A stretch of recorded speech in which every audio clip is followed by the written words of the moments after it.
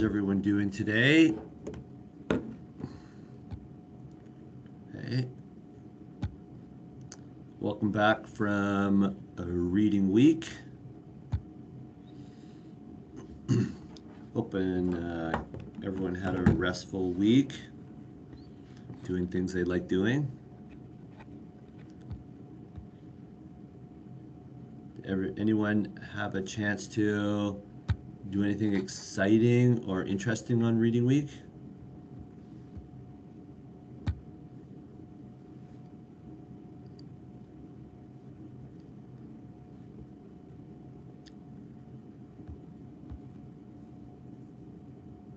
Nothing for Adam. Nothing for Prima. Okay. Anyone else do anything? Get out? Do anything on reading week or no?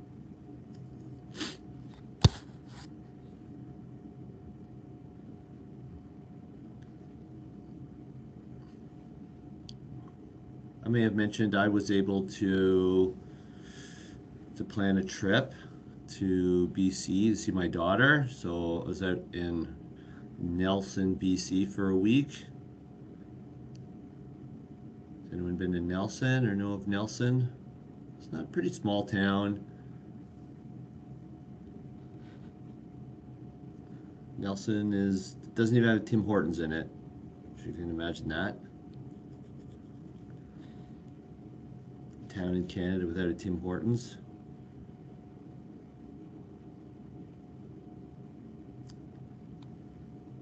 Hadn't seen my daughter, wasn't too long, but since October, September, October. So went out to see her.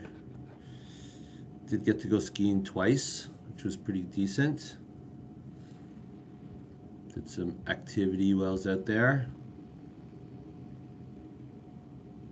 So I guess I could say I had a pretty exciting week, which was, I felt pretty fortunate and lucky that I was able to do that. Now, how's everyone feeling after reading week? What's your, if 10 is fantastic and awesome, and 1 is terrible, give me a number, what you guys are feeling today. 10 being amazing and 1 being terrible. How do you feel today after reading week?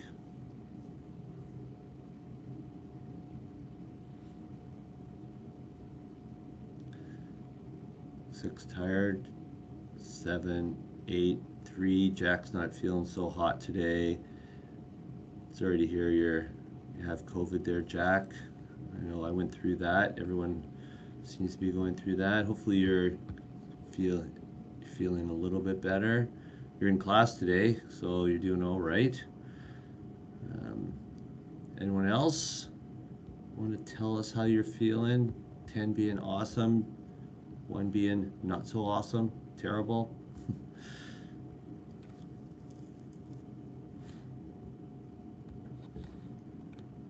No other responses. Well, let's talk about what we're doing today, because we do have a day that we didn't have presentations planned originally, but we do have 2 today. I'm hoping that it looks like most of the people are here. Actually, Nick and Harmandeep and Prima and Christian. Prima, I don't see Christian yet. Prima, do you know if Christian's going to be attending today? He hasn't responded to my emails this time also. Oh, right. I think there's something up with Christian. Let me just see. What was happening? So he isn't been no contact? No, so I will be presenting myself only. Okay. Well, let me just see what Christian.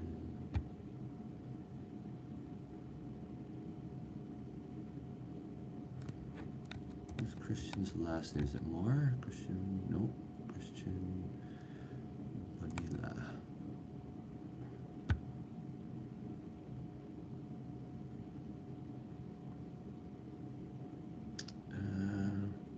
Okay. Yeah, I think Christian had something really not good happen in the family. So I think not that I think I don't know what's going on. So I'm not surprised that he didn't reply to you, but good for you to, go ahead and work on. Yeah, I can understand that. No Yeah. problem. Okay. Okay. So I did have the discussion boards open, and they're still open. The two discussion boards um, let me just find that. The NCAA and money and esports uh, are still open, and they're going to remain open until next Monday night. If you haven't participated in the discussion board yet, so you have until next Monday, the 14th, to complete the two discussion boards, the esports and NCAA. And then next week, a new one. Those two will close, and then the new non-fundable token, which I don't know anything about, is going to be open next Tuesday. Okay, so you should be able to see that. I see some people um, some people are participating in those two. So not nearly half the class yet. So I'm hoping everyone will take advantage of those two still being open this week and participate in those two. All right. And sorry, Adam. Sorry, no, it wasn't Christian Moore. It was a different Christian. That I know there's a few Christians in this Yeah, it's class. Vanilla, I guess. Yeah, it's Benila. Yeah, I think I mentioned Christian Moore, but Christian Moore was Adam's partner, and he already presented. Yes, and Prima is the part of your last name is Christian as well. Yeah. So it's three different people with the name Christian in their name. So we got that sorted out. Okay. So yes, we have the two presentations, and then we are going to go to the promotion, and media, and measurement module and the concept overview. Um, I will be finishing the class by 9:30 today, so you can expect that class will be completed at that time. And let's see. So Christian, or sorry, Prima, would you like to do the presentation first? Yeah, sure, no worries. Okay, and let's see who's going to be assessing you. Hmm, see if Dean, Jack, Adam, or Christian Moore is here. Ian, Jack, Adam. Okay. Excellent. So Ian, Jack, and Adam, who are on this call today, will be assessing Prima.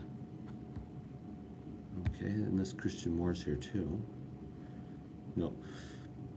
So actually, there's three people that are scheduled to assess Prima. So on Blackboard, we can find the rubric that we use. So if you go to syllabus and rubric in Blackboard and find the presentation rubric, and if you are able to find that, if not, let's see if I can do this too.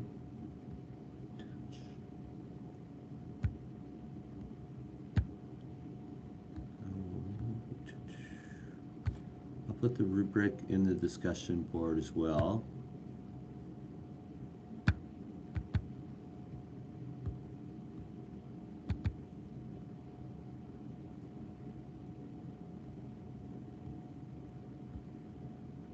As soon as I find it, presentation rubric, there it is.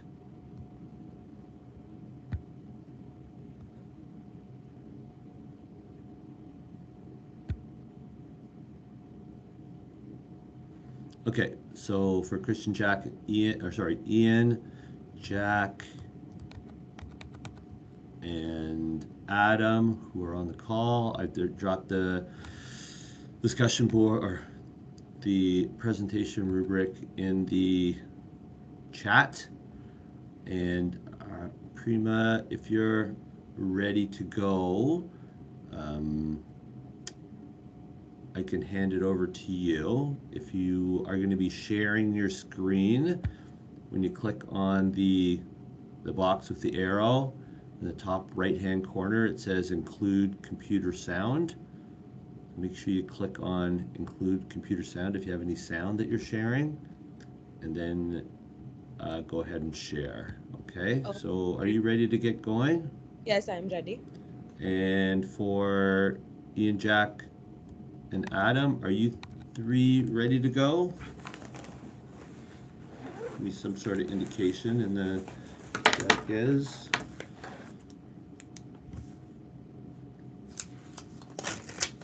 Just a minute. I am just sharing it. I have to do some settings. Yep.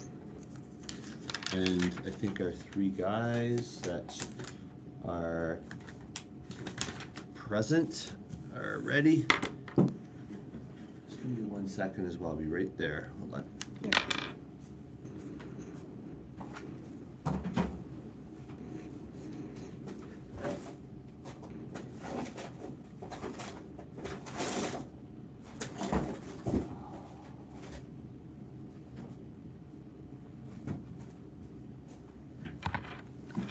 Okay, I'm back.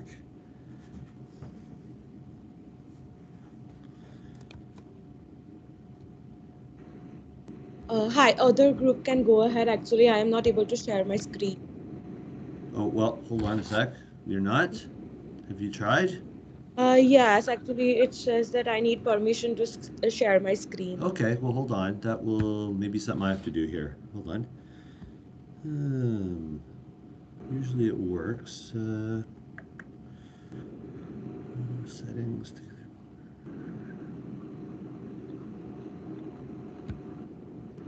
Let's just see here.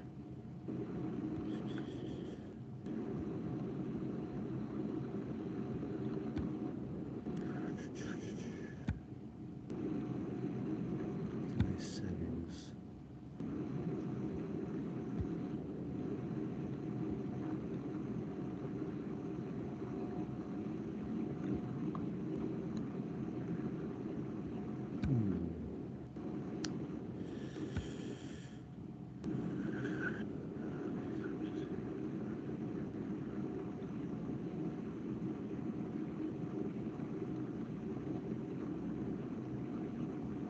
Usually it doesn't. It usually isn't a problem, but where?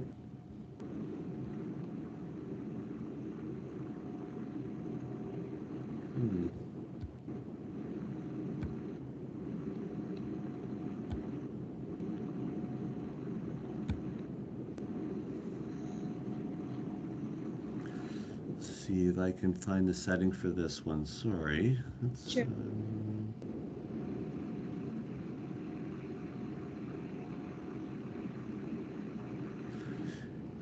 You should be able to present. How are you in this meeting? So when you, let's see if I can just share my screen here and show you.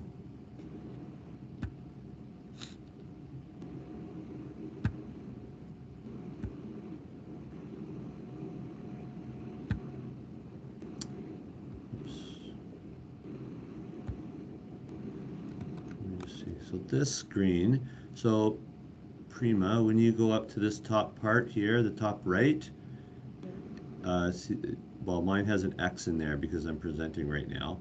But do you see that where it has a box with an arrow in it? Arrow, yeah. Now, can you click on that or not?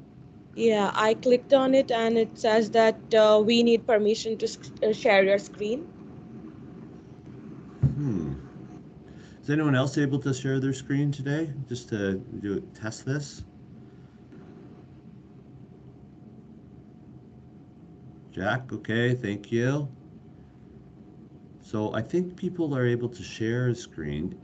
Um, you can always email me the presentation and I can go through the slides as you present.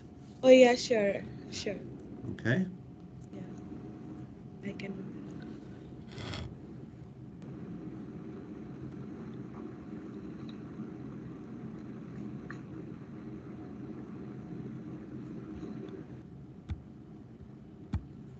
You have my email available? Yes, I do. I do have your email. Okay. I'll So give you I will mail it a to you, and yep. other group can go ahead if they want. Well, let me just check with the other group here to see if, because we have to get that set up first.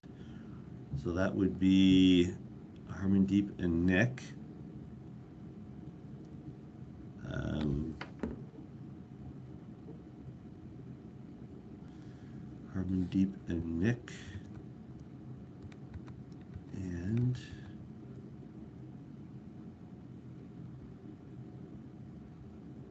Harmandeep and Nick. And that's week 4.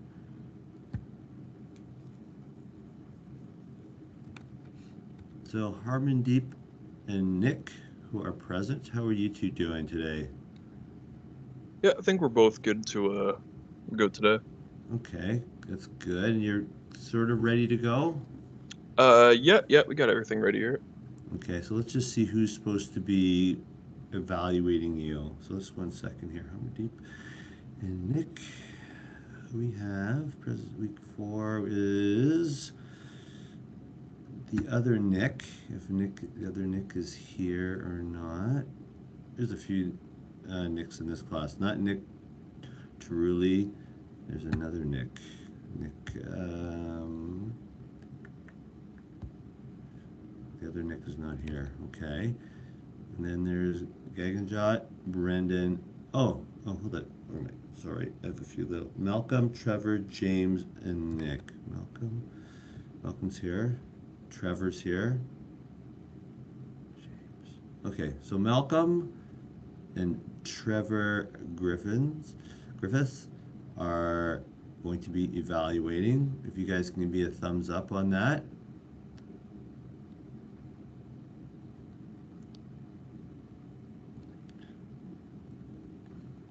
Malcolm, thank you.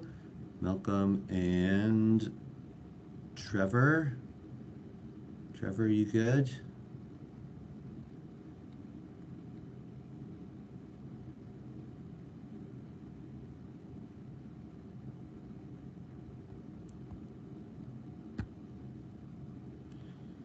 Yep. Okay. So you two guys, I did drop. I don't know if you joined after I dropped in the presentation rubric or not, but I can do that again in case you joined after.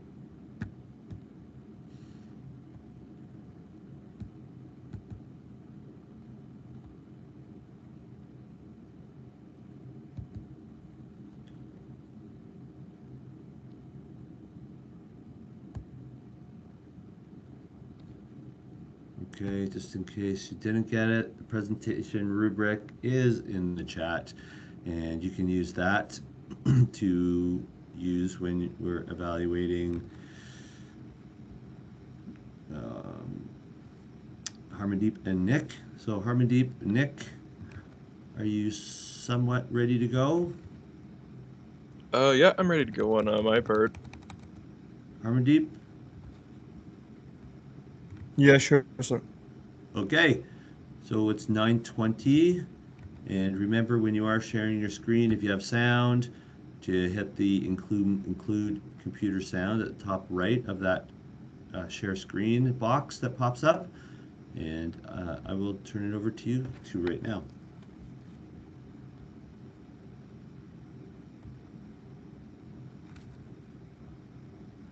For the topic of Paralympics.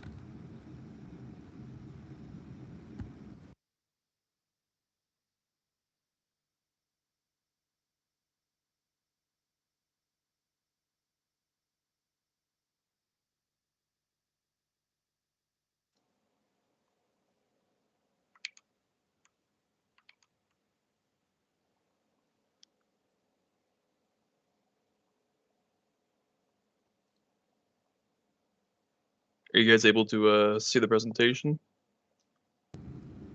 I can see it. Yeah, all right, sweet. Okay. So our topic is on the Paralympics, so we decided to do scandals on the Paralympics. So what are the Paralympics? So the Paralympics, or Paralympic Games, is the largest international event for the disabled athletes and takes place shortly after every Olympic Games in the same host city. Paralympic Games are held every 2 years, alternating between the Summer and Winter Paralympic Games, similar to the Winter and Summer Olympic Games every 2 years. So what's a scandal? A scandal can be defined as strong reactions of outrage, anger, or surprise when accusations circulate or appear for some reason regarding a person who are perceived to have transgressed in some way. So one topic that is one of the more popular ones in controversy with the Paralympics was the Spain 2000 men's basketball team. So they were stripped of the gold medal they won in Sydney that year after it emerged that players had pretended to be intellectually disabled when they were completely fine. So the scandal emerged when team member Carlos Ribagorda claimed that other players were not disabled. Then he alleged the FEDDI that deliberately recruited players who were not intellectually disabled to quote-unquote win medals, gain sponsorships. So 10 of the 12 players on the basketball team were found to not have been disabled, leaving to Spain eventually being stripped of their title. Martin Vincent initially denied those allegations, but later apologized for the error, and then he accepted the full responsibility of what happened. Then he was fined, I believe that is euro, the sign there. I'm not too sure how much he was fined in their currency, but for us it was roughly around 6,300. So they were fined by the Spanish court in 2013 with the charges against the 18 other officials and team members. Those were all dropped. And there's a video here we can... This next bunch of characters run up. It says the full screen mode is disabled. Would it be fine like this, or could I open it in a different link? I think you're okay here. Yeah, all right. Yeah. Away with a gold medal when it comes to athletic misdemeanor, and in the process brought shame upon a whole nation. We were encouraged to pretend to be stupid. October the 24th, 2000, and it's the grand final of the intellectually disabled basketball competition for players with learning difficulties. It's Russia versus Spain. However, the Spanish have a secret advantage. 10 out of the 12 of them are perfectly normal, putting it on in the hope of winning gold. The Spanish team were I think, laughed at and labelled the most unsporting team in history. I mean, unsporting is the wrong word, it's a euphemism for cheating. Yes, but to what end? It appears that by entering the intellectually disabled competition, rather than the Olympic Games itself, the 10 ringers hope to take a less competitive route to golden glory. Getting themselves in posed few problems. The official requirements are basically, well, they do a test where you have to have an IQ score of below 75 to qualify as a disabled person for the Olympic Games. There wasn't any test. That was exactly the problem. There was no test here in Spain, and there wasn't one when we got to Sydney either. It's quite funny that they cheated so blatantly that only 2 of the team were genuine. I mean, normally you might put in a ringer, but to put 10 ringers in a team of 12 just took it to a different level, really. They could only be found out. They had managed to get in as Paralympians and had deliberately chosen the intellectually disabled category rather than that of the physically impaired for one very good reason. You notice people with physical disabilities, without an arm, without a leg, but with an intellectually disabled person, you just wouldn't see it. We were in the Olympic Village with the rest of the athletes. We were always encouraged to make ourselves seem stupid, but obviously we said no. Nobody suspected us when we were there. Well, we didn't get the impression that anybody did. Spain went on to beat the Russians 87-63, and a nation rejoiced. However, on the podium, the guilty seeds of doubt were already starting to be sown. The whole thing was a farce, really. We stood there and listened. It was a false medal. It was a false national anthem. Nobody really talked about it afterwards. However, others were starting to talk about the new Paralympic basketball champions, and as the hushed rumours spread, the truth began to seep out. As the story broke, journalists got more interested and everything was exposed. It did cause a bit more than a stir because it was embarrassing and the medals had been won dishonestly. Indeed they had, and the team were forced to hand them back in disgrace. They'd lost a spectacular gamble, and in doing so had given the International Paralympic Committee its greatest PR disaster of all time. So that was the controversy of their team. So another form of scandals was doping. So the first positive result of doping came in the 1992 Barcelona Games. 5 athletes in those games were banned or caught with banned substances. 2000 in the Sydney Games, the same one as the Team Spain in the basketball one. Those games saw 14 athletes return a positive test, 10 of which were in the powerlifting competition. The Paralympics have been tainted by steroid use, of course. In the 2008 Games in Beijing, 3 powerlifters and a German basketball player were banned for having tested positive for more banned substances. This was a decrease in comparison to the 10 powerlifters and 1 track athlete that were banned from the Games in 2000. German skier Thomas Olsner became the first winter Paralympian to test positive for steroids. He won 2 gold medals in 2002 in the Paralympics and the Winter Games, but the medals were then stripped for his positive drug test. 2010 in the Winter Paralympic Games in Vancouver, Swedish curler Glenn Ikonen tested positive for a banned substance and was suspended for 6 months.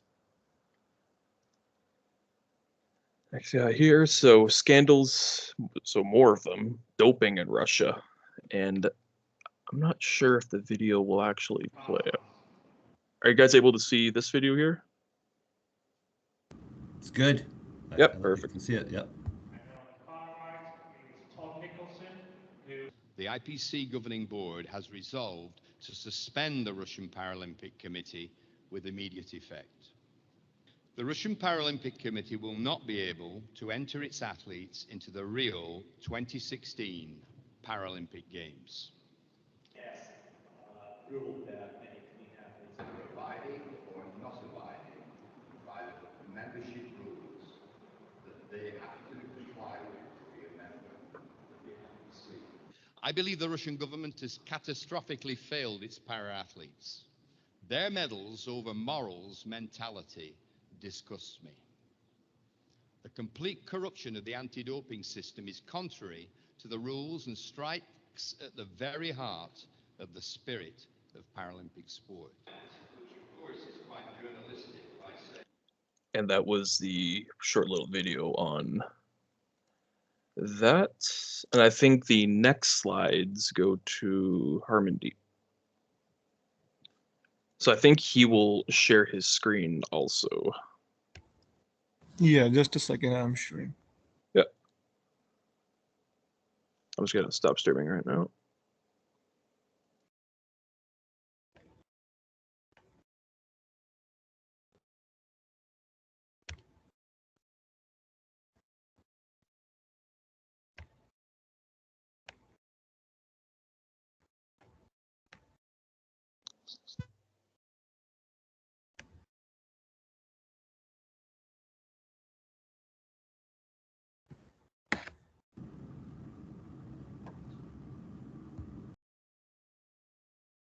Are you guys able to see my screen? Yep. Yeah, Harmandeep, we can see it. Yes. Yeah. Just a second. Yeah, take your time. Yeah. Moving to the next slide, we are talking about scandals in Paralympic. Here's a list of the stripped Paralympic medals. Actually, the stripped medals are returned directly to the International Olympic Committee, IOC, by the offending athlete. It was noticed that in Winter Paralympics 2002, Thomas Osner, the gold medalist in 7.5 kilometer marathon, in 5 kilometer classic cross country, had to return his medal to the IOC. Similarly, in 2000 Summer Paralympics, the Spain men's basketball team had to do the same. So moving to the next slide, it is why do people cheat? In sports, as we know that all the competitors compete for money and for fame. So nowadays, the most of the people are using some and doping techniques to exceed in the sports. So doping is basically raising one's blood pressure to stimulate the body's energy and endurance, so that he can act much better than the other athletes, which acts as a cheating behavior sometimes. So moving to the next slide. So talking about the dark side of Paralympics, as told by the Kevin Carpenter.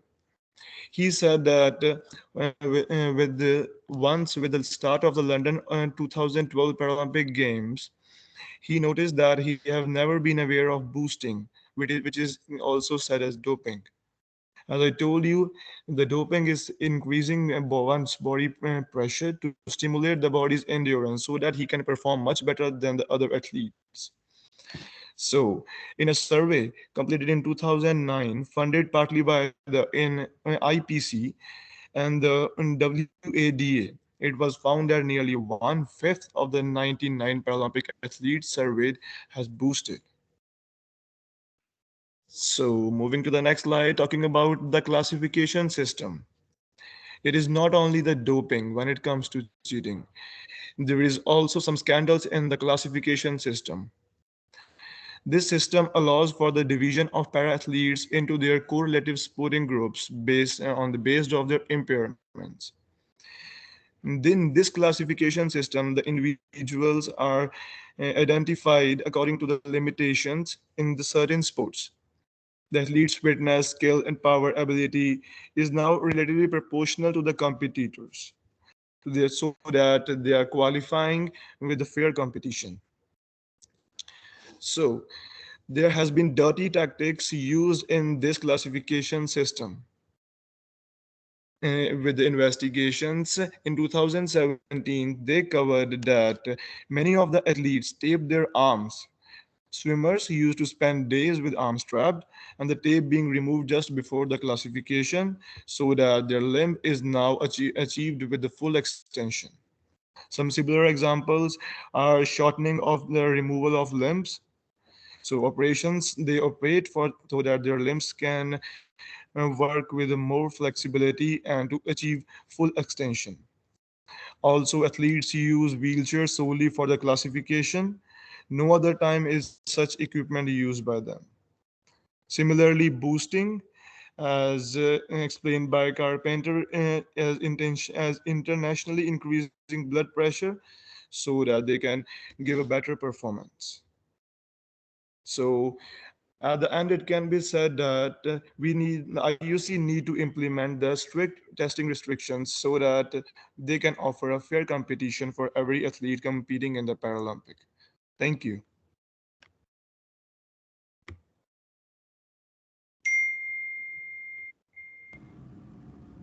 Okay.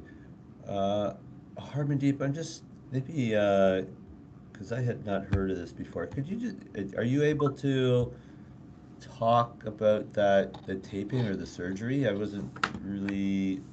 Is that like is that something that happened? Like, do you have examples of that happened? Are you familiar with that, or is it just sort of that's the information that you read? Because I'd like to find out a little bit more on that. Yeah, it was all just that I got from the reference. I didn't Okay. research more about it.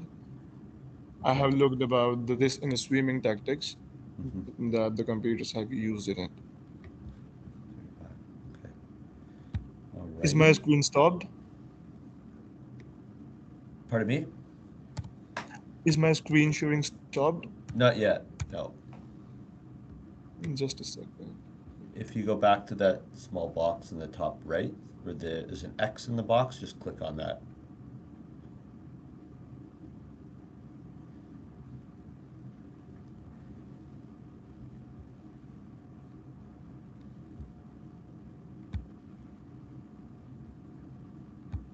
Professor, I'm just leaving the class and joining again. It's okay. I can make it stop while you're doing this here. Okay. There. Thank you. Yeah.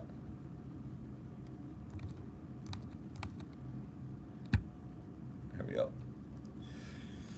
Okay. Thanks, Nick and Harmandeep for that. Were there any questions from the class to Nick or Harmandeep about the presentation?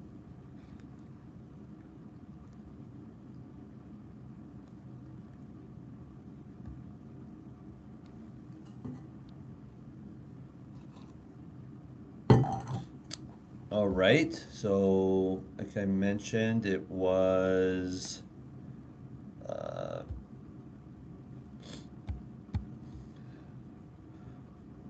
Malcolm and Trevor, hold on a second. Malcolm and Trevor were evaluating. So if you two once you're completed the rubric, just email that to me, okay?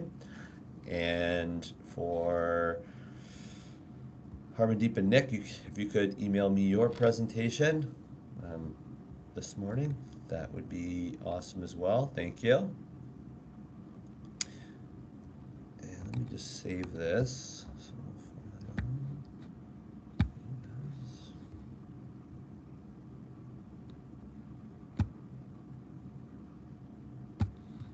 Just working on my evaluation of yours as well. So it'll be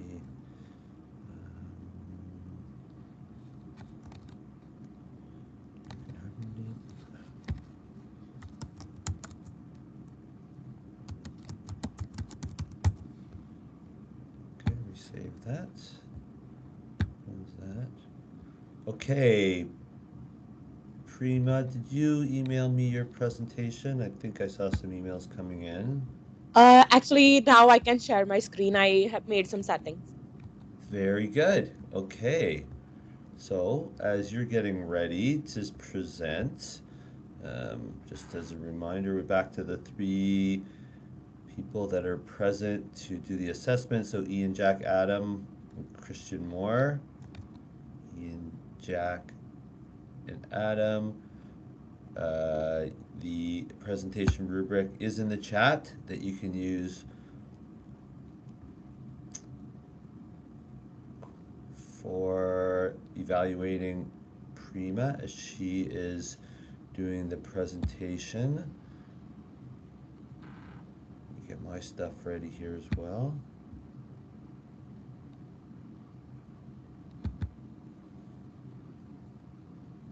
All right, lots of shuffling around today. That's all right. So it's going to be Prima.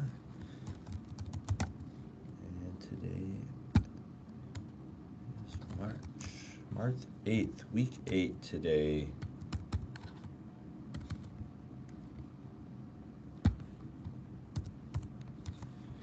All right, Prima, are you ready to go? Yes, I am. Awesome. Okay. All right, so I will, it's 8:39.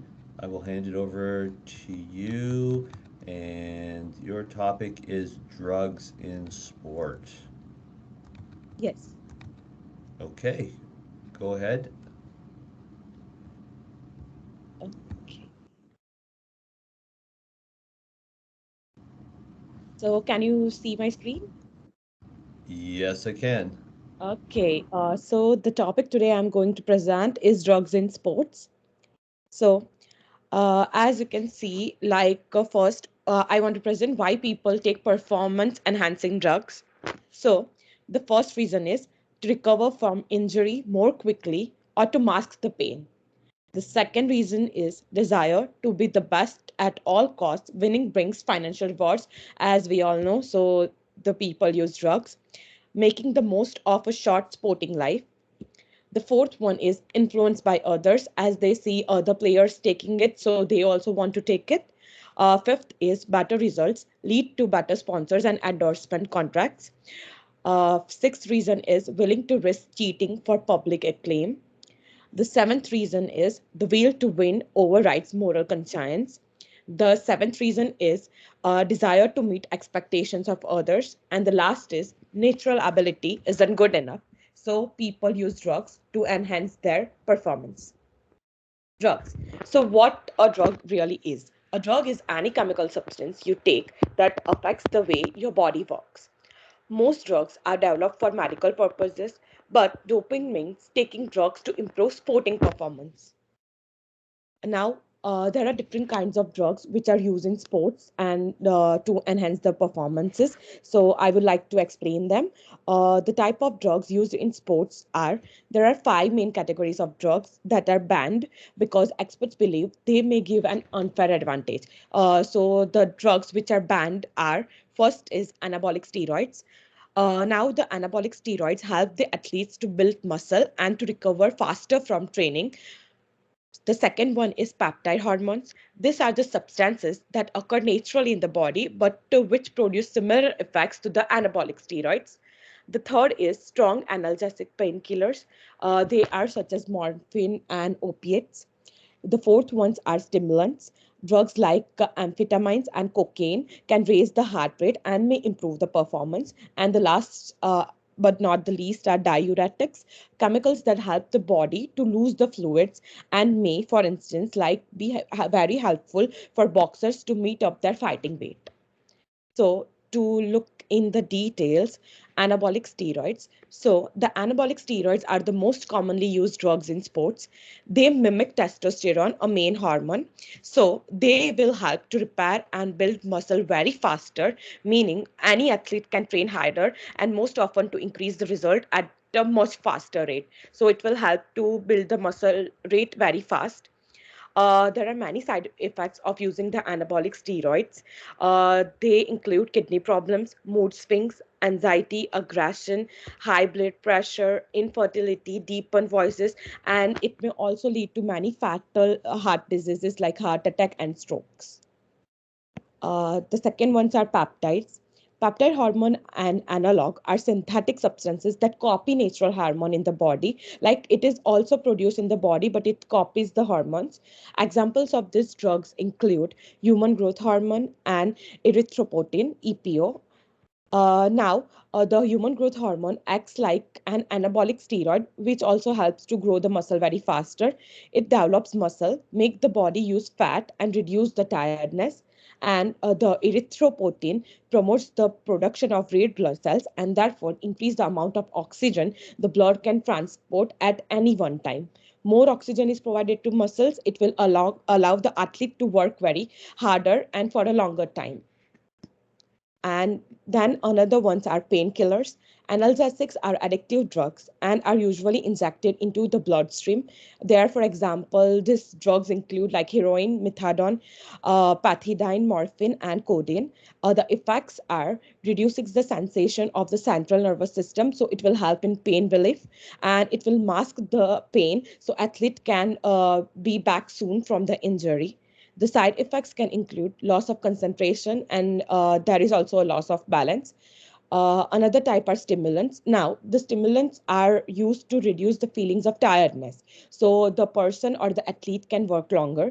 Now, the stimulants also affect the central nervous system. It will make the people more alert. For examples, the example of these drugs are amphetamines, ephedrine, cocaine, and caffeine. Now, the side effects can also include user becomes irritable and is unable to sleep as it affects the central nervous system. It will make people more alert and they will not be able to sleep. It will also increase their blood pressure and it will also increase a result into irregular and faster heartbeat. And the last ones are diuretics. Now, diuretics are drugs which increase the rate of water loss from the body. And why the athletes you decided to take them? Speeds up work of kidneys by producing more urine. Now, this reduces the fluid retention, which causes rapid weight loss. Now, diuretics are used in sports where there are the weight categories. Sports people use diuretics to make the weight, often used as masking agents to hide the effect of the performance enhancing drugs. So there are also side effects of diuretics like dehydration and possibly dizziness, muscle cramps, headache and nausea, even fatigue, and kidney illness can also be developed. Now, the beta blockers. Beta blockers are used as a relaxant. Like the effects of the beta blockers include users maintain a slow heart rate and low blood pressure, which is useful in tense situation like the sports which requires a lot of concentration. Their calming effect also helps in high risk sports where speed is involved. So that's it. That's my presentation. Okay, does anyone have any questions for Prima about the drugs in sport?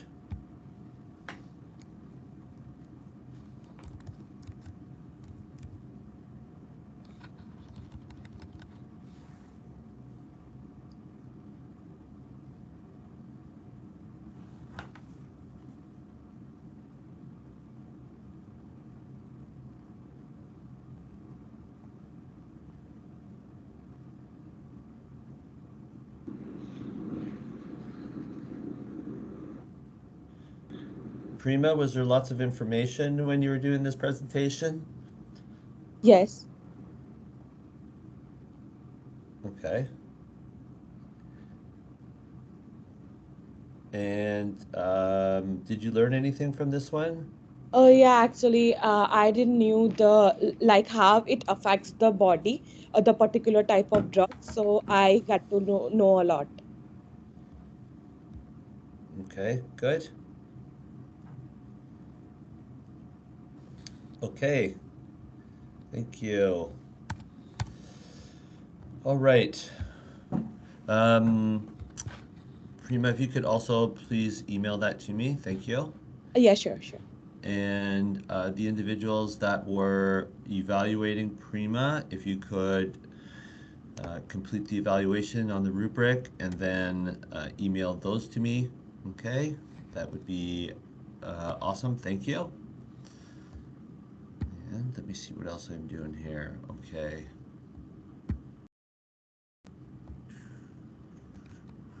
All right, let me just save this.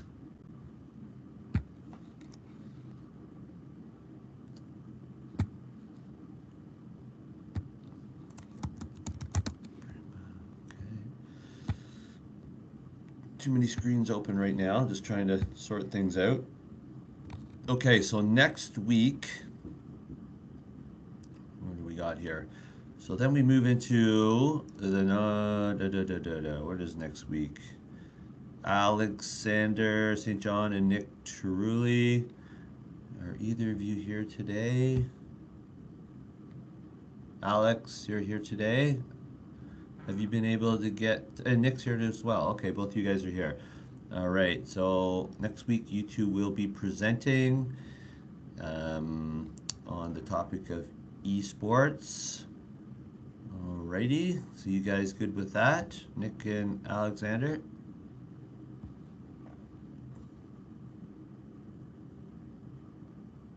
Hi, yes, sorry, my mic wasn't working there for a split second.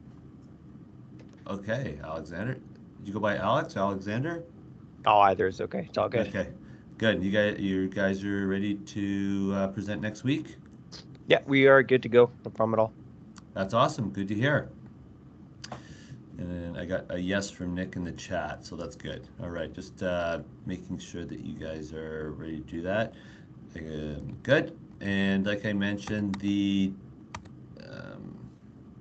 it here. The discussion boards for esports is already open, and also the NCAA and money discussion board will stay open until next Monday as well, because I had thought I opened it that week that the presentation took place, but I didn't, so it'll stay open. It's been open all through reading week as well, and I see about 12 people have been active in that, but let's see if we can get everyone in there. I think we still have, how many people are in this class, right? I want to say it's 24 people. Yes, 24. So we're about halfway there with people participating in that chat. Okay, so let's talk about, actually it's 8:50. I'm going to give you a 5-minute break, mostly so I can get organized for a few minutes. And so it's 8:51. At 8:56, we'll start up with the promotion and media measurement module. Okay, so we'll come back at 8:56. Okay, so I'll say, whoops.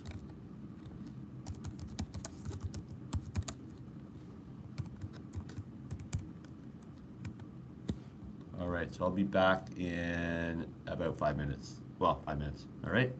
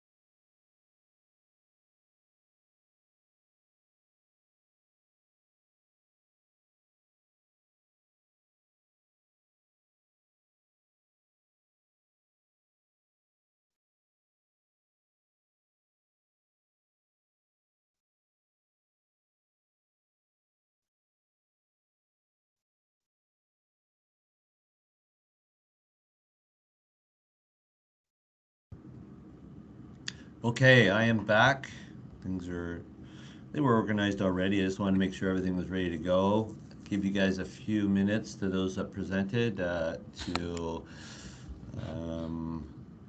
get set up for class here as well. And I think we're set to go with the promotion module. So let me just be sure that this module,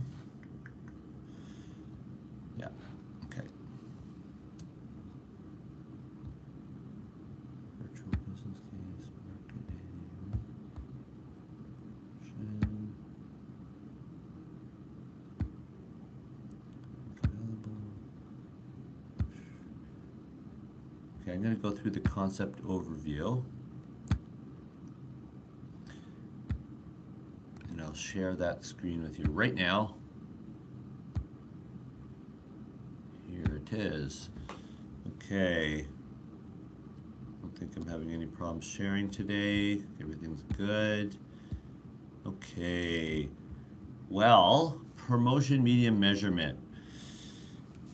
I guess for me, this, I don't know how like it is relevant, even though it's 5 years old. Some of this stuff, 6, 7 years old.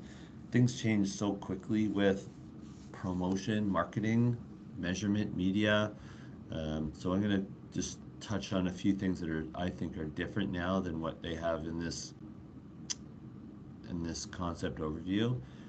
Okay, true fact is that advertisements are everywhere. Commercials of the newest, they say body spray, car insurance, or what company has the best 3G coverage. Well, we know we're up to 5G already, so we know that there's a bit of datedness in this too across the country. Wild on television, radio, billboards, newspaper.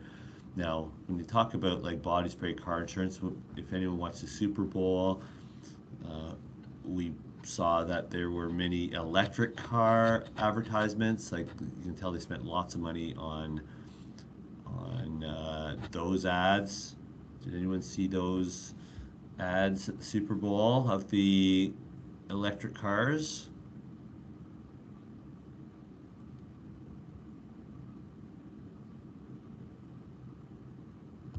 It's hard for me to tell right now who's responding. Let me try and fix up my screen a little bit so I can see a bit better. Okay, that's better. So hopefully everyone was able to. Okay. All right, so I see that the electric cars were a big thing during the Super Bowl, but let's talk about other things they have here. So what is, this sponsorship is leveraging of another company's brand to grow their own business, whereas advertisement is leveraging of the company's own brand to grow its business. So there's a bit of a difference between sponsorship and advertising. And so why do companies employ the business strategy of advertising its product? And to, as it says right here, to answer simply, to increase revenue, create brand loyalty, and raise awareness to inform the consumer of its product. So that's a pretty straightforward definition of what this, promotion is, advertising is. Okay, so professional sports teams are no different than any Fortune 500 company, which would want to create the best next product. So professional sports teams need to raise the awareness for when the team is playing. So who is the team playing against and where the game will be held, so that fans, consumers can attend in person or watch or listen to the game through various medium channels. It's doing so. In doing so, team creates brand loyalty. Now we see that in many teams. Like people are, I think of Montreal, Toronto, and hockey. If you're a Montreal fan, there's no way you're a Toronto fan. If you're a Toronto fan, there's no way you're a Montreal fan. I find that brand loyalty is pretty thick. In basketball, football, soccer, a lot of times, why do you think that people are loyal to a certain team? Why do you see this loyalty happening? Can someone tell me why that they see loyalty happening? Maybe you could use one of your own teams that you are sort of loyal to, if it's a soccer team or a football team. Is there a reason why? You can just share something in the chat or unmute yourself and tell me. Why are fans loyal to a team?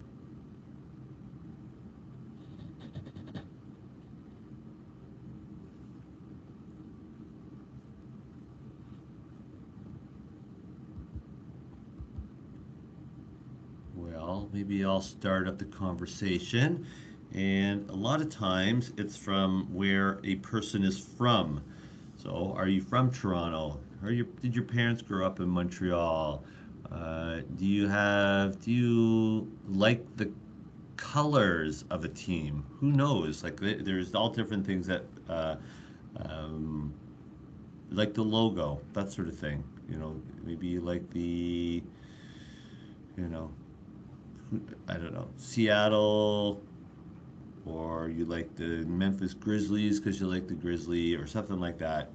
It's like it could be the tradition that's like, oh, I like the original six hockey teams because they are the original ones.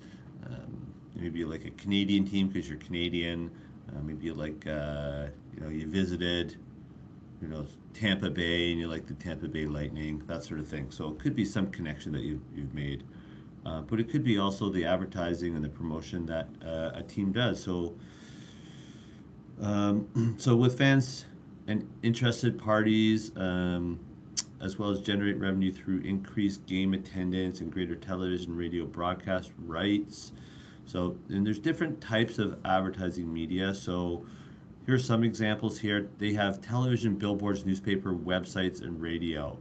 Now, can anyone give me another example that we see more frequently that's possibly even more common than any? Well, I don't know if it's more common than these, but I feel it's a pretty common way of advertising. Can someone give me another way of advertising, or another way that advertising happens?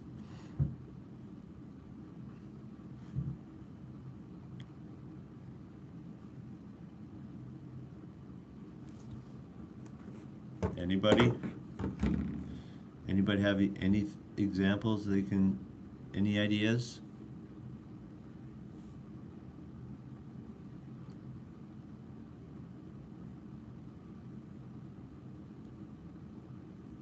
Oh, quiet. Crickets here. So along with billboards, I think we could see rink boards. Rink boards, you might just say, oh, it's always been, available. Rink boards have been around. But actually, if I could show you I'm going to share a different screen for a moment. All right. So, yeah, it's a long time ago. It's 75 years ago. NHL, 1946 approximately. I didn't get the exact date, but as you can see, rink boards here, no advertising. All right, that's the 40s. So when did rink advertising begin? All right, everyone knows this photo. Bobby Orr scoring a Stanley Cup winning goal, 1970. Probably Bobby Orr, one of my favorite players. I like Bobby Orr. I don't like Boston, but I like Bobby Orr. How about that? Here, rink boards here. No rink board advertising there. What happens in the 80s? So 1980, Minnesota North Stars, New York Islanders, still no advertising in the 1980s. So when did this advertising start? Okay, maybe you know who this player is. This player is still playing professional hockey, and that's Jaromir Jagr. 1990. Okay, so we see somewhere between in the 80s we got some rink board advertising. So 1990, and then you can come right up to this. Oh, what happened there? Hold on. Okay, there we go. This photo here, I don't know what year this is, but it's more recently. It's Philly and looks like Washington. Oh, Philly and Ottawa. Look like Washington kind of from the back. And where do we see advertising here? We see advertising on the boards. We see advertising on the banner for the score, GMC. And then you see the Red Cross, American Red Cross, on the glass, which is CGI. They put that on there. It's not real, but they put that on Football fields as well, you see them advertising moving across the fields for the TV viewers. So lots of advertising there on these rink boards. But also, I'm also thinking about, oh, let me just change my screen back to the concept overview. Where are you? Here we are. That, just think of, I don't have cable, so I don't know how many of you have cable TV. So, you know, when they say television, that's kind of a broad statement of saying, well, I watch my sports on a television, but it's not cable. So maybe they should be more clear here about what television is. So I think TV, television, people would also sort of relate that to cable and not to television. So I think what they're meaning here, medium or television, is cable TV, which I think less and less people are use cable. I don't use cable, but I do buy my favorite providers. So I have Sportsnet, TSN, you know, Netflix, that sort of thing. So when you're watching these different sports on Sportsnet or TSN, they slip advertisements, promotions in to the, if you call live streamed, through their network. Okay, so it's kind of a new way of providing cable. Like the experience of watching Sportsnet through their app is pretty well the same as it used to be through cable. All right, so what we're getting to here is each medium plays a role in the team's advertising campaign. A study performed by Market Share found that television advertising is the most effective medium in achieving key performance of sales and new customers. So websites can be effective in two scenarios. The first is formatting a team's own website to include advertisements or promotions for games throughout the year. And the second is to buy space with an advertisement agency so that a team's advertisement will run on various websites a local computer user goes to on a regular basis. All right, so billboards and newspapers. Does anyone buy a newspaper anymore? Does anyone buy a newspaper anymore? Can anyone answer that question?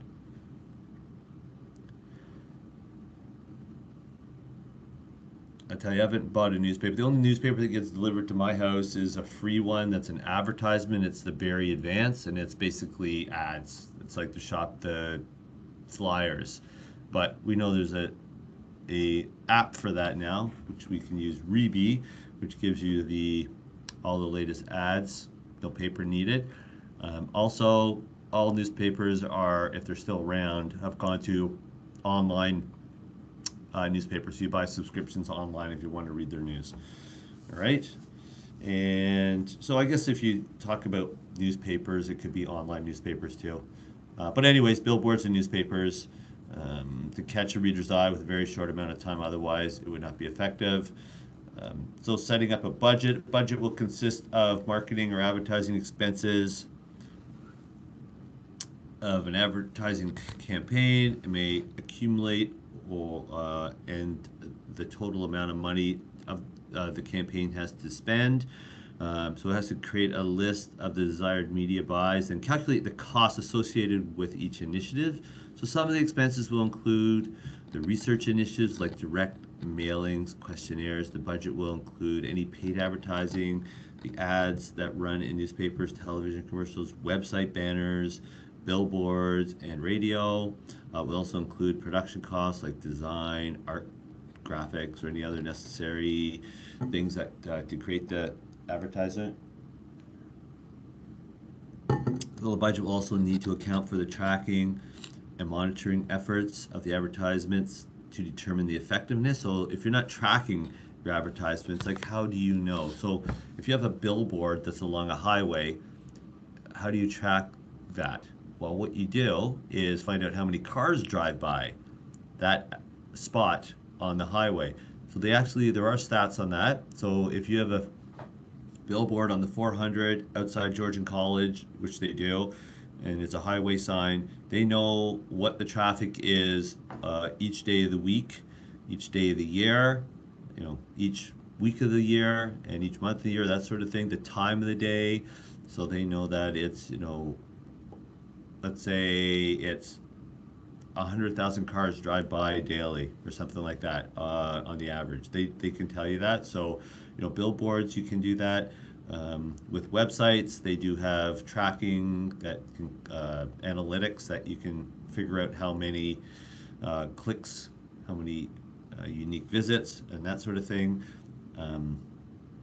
And there's, other radio. They also do have, in television, they have ways of figure out their market share in that as well. So advertising advertising spending will lead to the generation of revenue. So they're hoping that advertising is paying off by becoming or having customers, generating customers.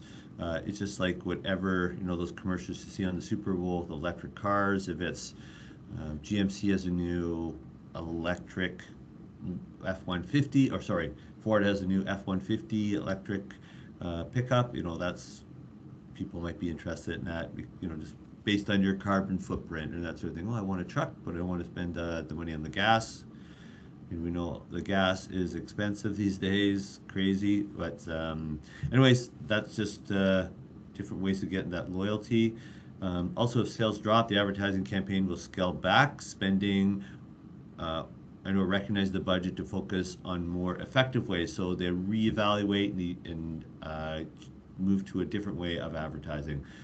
So market research is the process of collecting information about a particular company's target audience and target market. So the main goal of market research is to provide the company team with information that allows it to better meet the needs of a customer fan. So research will consist of looking at trends in the market. For example, the United States soccer, another American example, has grown to be the second most sport amongst those 18 to 34-year-olds in the country, only behind the NFL. So pretty amazing, right? That soccer is growing to be that popular. No, it's not. Maybe it's not that amazing because popular is such a international sport, more than American football or basketball or hockey. So interesting that they have soccer. Soccer has become in the United States soccer, so it could be international. I think soccer is growing in Canada too, if you think about it. Maybe not as much, but we know with the success of the the women's soccer winning the gold medal and the men's soccer being on the verge of qualifying for Qatar, which is, I don't know if anyone's following that. Does anyone follow the men's soccer, international soccer?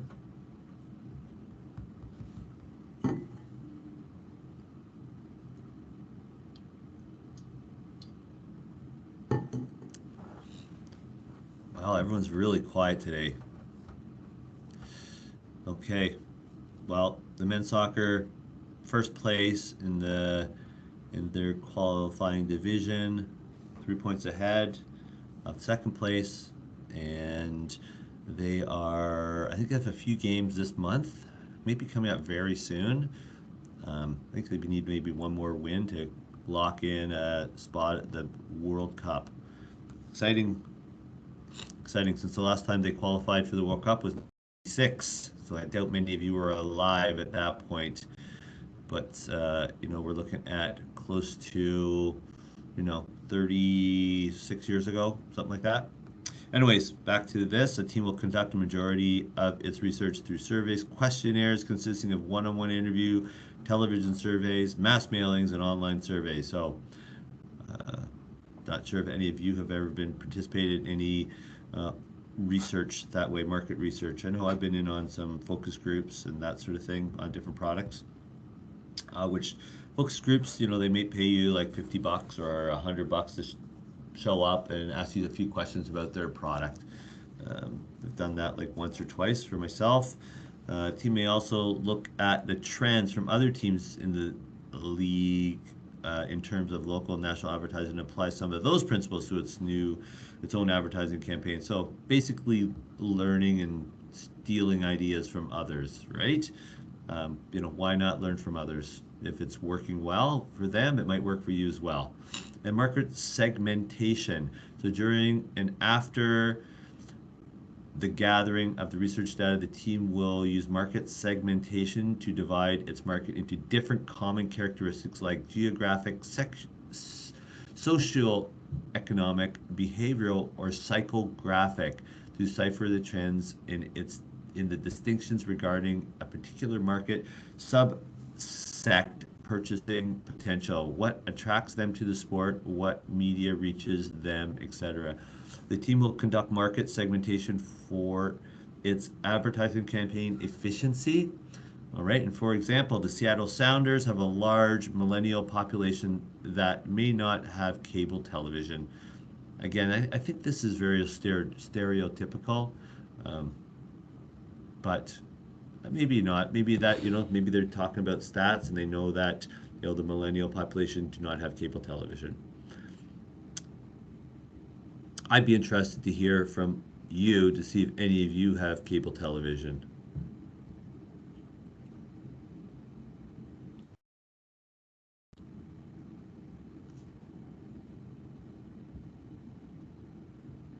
Nope. Thanks, Jack. Just let me know my connection. People can still hear me. All right. I do just to watch sport. Okay, so Trevor does just to watch sports. Okay. I've tried to talk my friends out of the cable, canceling cable and just ordering like their networks that they watch the sports on. I think it's a way to have saving a bit of money. I don't know what cable costs these days, but I think I was paying.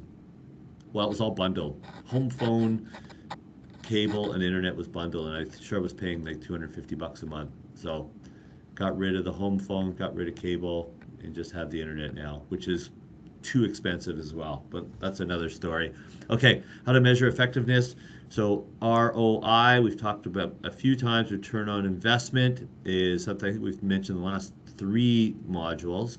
And to calculate ROI, return on investment, the team will divide the total expected financial gains by the total cost of the campaign. This is an entirely quantitative analysis whereby the team spends X amount of dollars on an advertising campaign, which will be expected to return Y amount of dollars to increase ticket sales and concessions sales and Z broadcasting viewership. There is a point in advertising spending where the amount of sales will not justify the amount spent on advertisements in a particular media. This is known as the advertising saturation point. Okay, so saturation point. And saturation, market saturation, also coupled with the hollow core market share theory. And the team may try to spend X amount of advertising dollars to gain bigger share of the market, but the time it does take to take over the market, it has spent so much that it will not be able to recoup its investment, making the increase in the market share hollow. Okay, hollow core market share theory. All right, could be on the quiz. And here we have our terms that we want to be aware of: advertising campaign, budget, media, return on investment, saturation point, target marketing. Okay, I have about 10 minutes left. Let me stop sharing this unless there are any questions on that. And let me find my module here. And by the way, I have opened the quiz up. I'll leave that open. The learning phase is open, and so is the challenge phase. Just opening this up for you, and I think I'll hopefully be able to go through this quickly. All right, so 1 of 10 steps. Sorry to rush through this. I will be available if you want to text me, email me, call me for any help on this. If you have trouble, you can do the learning phase over and over and over again. the challenge phase, you'll have 2 cracks at it. And if you fail pitifully on those 2 tries, then let me know and I can reset that for you, okay? But in this learning phase, you'll start out managing advertising for a practice franchise. Since it's the learning phase, you'll be able to experiment with no advertising and see how many tickets you sell and estimate the attendance for your next game is 14,000. Remember how to do that. When you go to reports, event reports, and you can see 14, 14, 14 is the expected attendance. Click the start button and let the simulation run until it automatically stops. Time will run through 1 game. So we'll do that.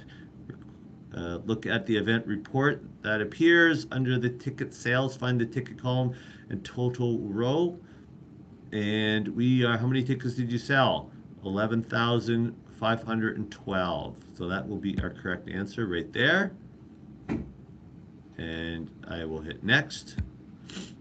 Yes, only 11,512 fans attended the game, which is below your estimated attendance. Click close. We'll close that. And click reports, financials, and look at the bottom of the column labeled September 10th. And what was the profit for the game? We see it's 64,876. Click on that, and then we'll click next. And that's positive, but it's not good as it could be. You'll now try to improve the performance with market research and promotion. Click close the financial reports. Actions up here. Then we go market research. And what traditional media do you favor? Check the checkbox for what traditional media do you favor? Right here. So this is a question we're going to ask. And click OK. And what is the preferred media of the survey participants? So it's cable TV right here. Okay, we see that because the bar chart is showing it's higher. Okay, and we're going to click next. And cable TV is the favorite traditional media in the area, followed by a significant proportion of the people preferring print over radio. Okay, click close the survey results. Click actions. And promotion, traditional media. Under cable TV, enter 75,000. So right here, we're going to go 75, and click OK. And click the start button. Whoops. Back. Sorry about that. Whoop. Where am I? Next. Okay, hit the start button. And simulation will run. Look at the event report that appears. Did attendance improve? Attendance 13,398. Yes, attendance was went up by nearly 2,000. Okay, so that's good. Okay, we're going to hit next. Your TV promotions improved attendance. Click close. We'll hit click close. Some spending on TV help, so why not try some more? So click on actions, promotion, traditional media, under cable TV. Let's put 250,000 and click OK. And oops, click OK. And click start. What is going to happen here? Look at the event report that appears. What was the attendance at the game? Tickets, 15,774. Okay, click next. Attendance increased another 2,000 from the last game. Click close to close the event report. And it's good. The attendance has gone up, but it's important to also look at the bottom line. Click reports, financials.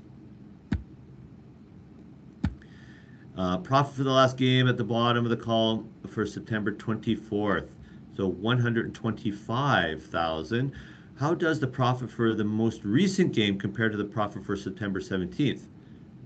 Wow, we actually went down. September 17th was more profitable. Crazy, you spent all that more money and you're making less. Next, you actually did better when you only spent 75,000 on TV promotions. The expense of 250,000 on TV advertising outweighed the benefit. So it might be beneficial to spend more than 75,000 on TV promotion, but you've seen that in this case, 250,000 was way too much. So this illustrates that at some point you get diminished marginal returns from advertising on a particular media. So there's that limit that you need to find. Okay, so we're going to do it there. I'm going to click next. And now you'll try another approach. TV is the most popular media in this market, but print also had its fans. So try appealing to them as well. So click Actions, Promote Traditional Media. We're going to go back to cable TV. We're going to go to 75,000. And then under print, we're going to put 25,000. And hit OK. And hit run, or start, sorry. And what? Look at the event report that appears your attendance at the most profitable game so far, September 17th. Did your attendance at the last game improve over September 17th, which was 13,000? Yes, it did. Yes, it went up by over 1,000 fans. Good. Okay, attendance improved, but remember to also keep profit in mind. Click close, then click on reports and reports and financials, and the game labeled October 1st. Look at your profits here. Wow. It went up like almost 80,000 better. Not bad for spending that 25,000 on print. Your profit improved substantially by spreading your budget over multiple media. Congratulations, you have completed the learning phase. Okay, so not too hard, but you can see you can play with it. I would try in your practice that you are actually play with the amounts and see if you can put money in different areas if those different areas are available. Okay, I know I had to kind of go through that quickly, but it's not too difficult, this one. We only have the one module this week, so I will, like I said, I am available for questions. If you want to talk, if you have you want to reset, if you need extra chances on it. But please work on the promotion, media, and measurement module for this week and get involved in the discussion boards that are open. All right, so at this point, I'm going to stop recording and end the class. So everyone have an awesome week. Welcome back after reading week, and we will stay in touch. Bye.